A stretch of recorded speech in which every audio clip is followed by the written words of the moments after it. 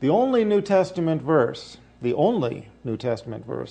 to teach the Incarnation is 1 Timothy 3:16.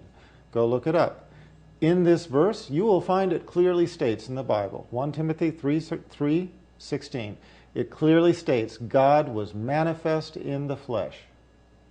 Well, that's it. God was manifest in the flesh. That's the proof right there, right? Jesus must have been divine.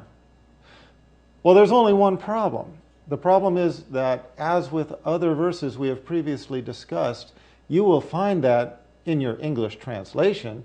You will find that in virtually any translation you read anywhere in the world. But I'll tell you where you will not find it. You will not find it in the original manuscripts from which the Bible was translated. The reason why, and this is brilliantly exposed by Bart D. Ehrman in his writings, he's not the only scholar to have written about it. This has been written about since the time of Sir Isaac Newton, who exposed it in one of his letters, but could not talk about it because to talk about it in his time would have brought condemnation by the church. But since the time of Sir Isaac Newton, this has been exposed. What has been exposed? What has been exposed is that the scribes took the word who and changed it to the word God. The original passage spoke of Jesus Christ, who was manifest in the flesh. But now when you read it, it says God was manifest in the flesh.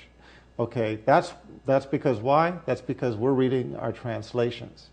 And we are trusting the people who took the manuscripts, which were copied by the scribes, and the scribes introduced errors into the manuscripts and then carried them forward.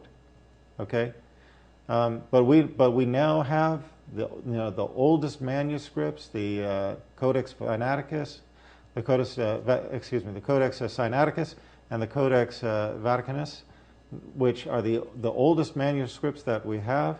And from these, we can learn that this passage originally was speaking of Christ, who was manifest in the flesh, not God, who was manifest in the flesh.